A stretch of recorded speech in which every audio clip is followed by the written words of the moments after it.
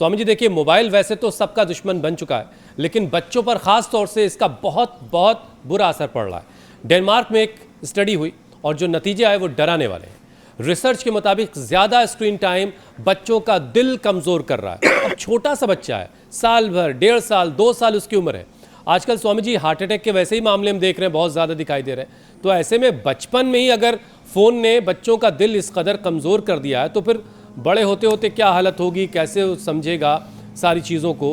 Heart disease वैसे ही बहुत सारी आजकल लोगों को परेशान कर रही है। तो स्वामी जी, बच्चों को इस मुसीबत से कैसे बचाया जाए और बड़ों को कैसे समझाया जाए? बात गौर करने की यह है कि कोई भी व्यक्ति है, वस्तु है, पदार्थ है, इस सृष्टि का कोई भी तत्व है, उसकी एक अपनी ऊर्जा होती है। यद्यपि संवाद का, पूरी दुनिया से संपर्क का, कोऑर्डिनेशन, कम्युनिकेशन का, और अब तो सारी सूचनाओं का आदान प्रदान का, नॉलेज गेन करने का भी, पूरे वर्ल्ड के साथ कनेक्टिविटी का भी मोबाइल और ये लैपटॉप, जितनी भी डिजिटल दुनिया एक साधन बनी है।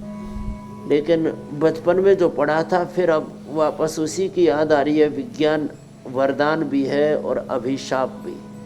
तो बच्चों को तो मैं तो ऐसा मानता हूँ कि 15 से 18 साल तक की उम्र में छोटे बच्चों को तो बिल्कुल ही इससे 100% नितांत रूप से ऐसे ही बचाने की आवश्यकता है, जैसे हम छोटे बच्चों को बीड़ी से, सिगरेट से, शराब से, तमाम तरह के ड्रग एडिक्शन से और अलग अलग प्रकार की उन विध्वंसक चीज़ों से बचाते हैं जो उनकी ज़िंदगी के लिए जोखिम बन जाते हैं। तो वैसे ही अपने बच्चों को बचाना पड़ेगा इस डिजिटल एडिक्शन से, आकर्षण से। पहले हम अपनी छोटी छोटी सुविधाओं के लिए बच्चों को एक गलत लत डाल देते, फिर उनको उभारना हमारे लिए एक चैलेंज बन जाता है। तो आज का अभ्यास हमने शुरुआत की अक्षी तर्पण से,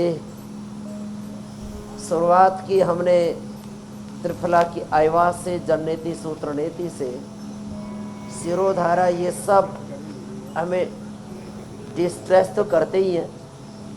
एक एक अंग को डिस्ट्रेस करने के लिए फिर त्राटक है, उगते हुए सूरज का, दीपक का, नंगे पांव घास पर चलना है, और आई ग्रीट और गाजर का जूस अप्रतिम है।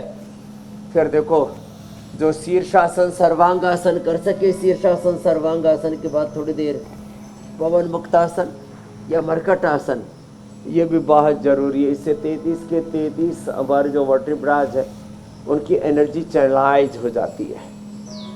तो इतनी सुंदर आंखें परमात्मा ने दी हैं, 100 साल से ज़्यादा ही आंखें काम आ सकती हैं। हमारे जाने के बाद भी किसी को हम आई डोनेट करके जा सकते हैं।